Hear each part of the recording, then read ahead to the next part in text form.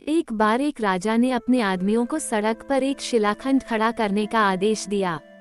फिर वह नजदीकी किसी जगह पर छिपकर खड़ा हो गया और शिलाखंड को रास्ते से हटाने के लिए किसी का इंतजार करने लगा। राजा के कुछ सबसे धनी व्यापारी और दरबारियों ने उस शिलाखंड को देखा और आगे निकल गए, लेकिन उनमें से किसी ने भी पत्थर को हटाने के लिए कार्रवाई नहीं की। हालांकि कई लोगों ने राजा पर रोडवेज को साफ रखने में विफल रहने का आरोप लगाया।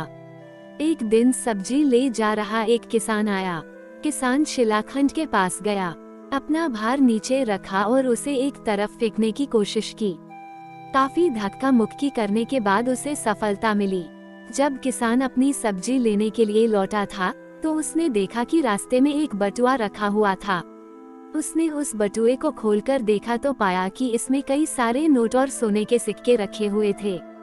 किसान ये सब देखकर कुछ समझ नहीं पाया और वो उस बटुए को उठाकर इधर उधर देखने लगा कि कहीं कोई व्यापारी तो इसे इधर नहीं छोड़ गया। राजा झाड़ियों के पीछे से छिपकर ये सब देख रहा था और जब राजा ने देखा कि किसान इस बटुए को लेकर काफी परेशान हो रहा है, तब राजा ने बाहर निकलकर किसान के सामने आते हुए कहा कि हे किसान, रख लो, ये तुम्हारे ही हैं, ये मैंने ही यहाँ रखे थे।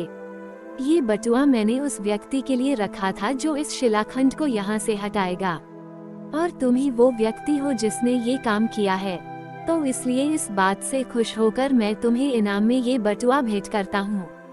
राजा के नोट और बटुए में सोने के टुकड़ों की प्रचुरता से संकेत मिलता है कि पैसा उस व्यक्ति के लिए था जिसने सड़क के किनारे का पत्थर उठाया था।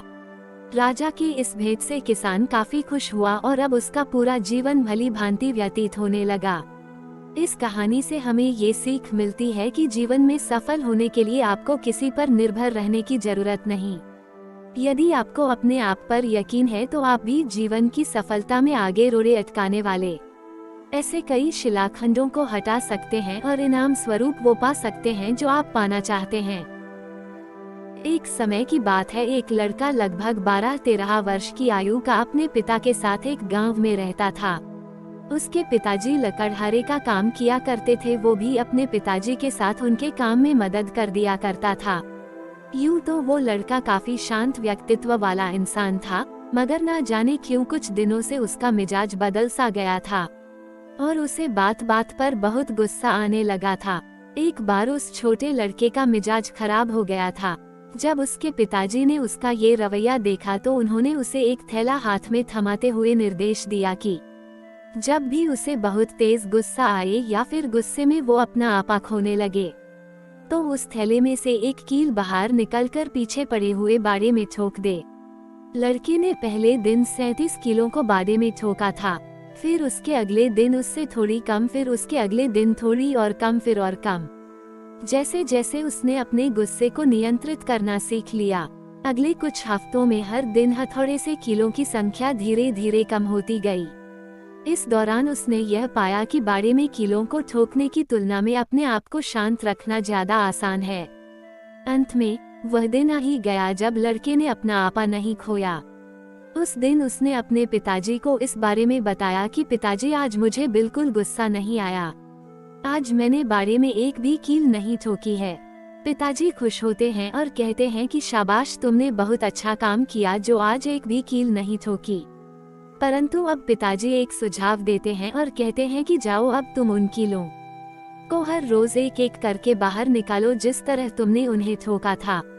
बच्चा छोटा था, पिताजी की बात को समझ नहीं पाया, बहरहाल चल दिया पिताजी का आदेश मानने के लिए ताकि वह अपने गुस्से को नियंत्रित कर सके। आखिरकार कुछ दिनों बाद लड़का उन सारी कीलों को बाड़े में बाहर निकाल लेता है जिन्हें उसने ठोका था।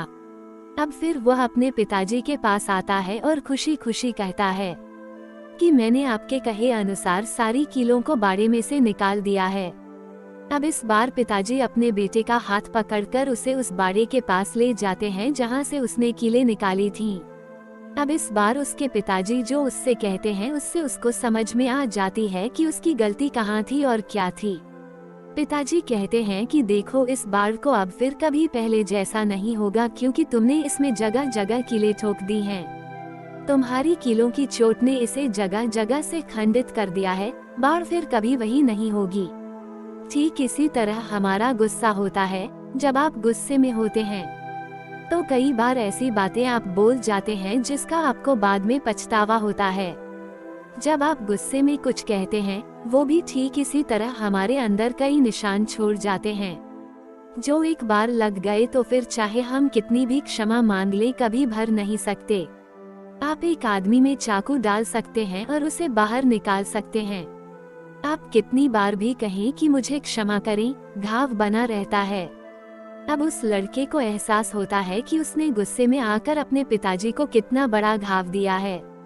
छोटे लड़के ने महसूस किया कि उस समय उसके शब्द कितने शक्तिशाली थे, लेकिन फिर भी अपने किए पर शर्मिंदा होकर वह अपने पिताजी से माफी मांगता है और कहता है कि मुझे आशा है पिताजी कि आप उन घावों को क्षमा कर सकते हैं जो मैंने आप में डाले हैं।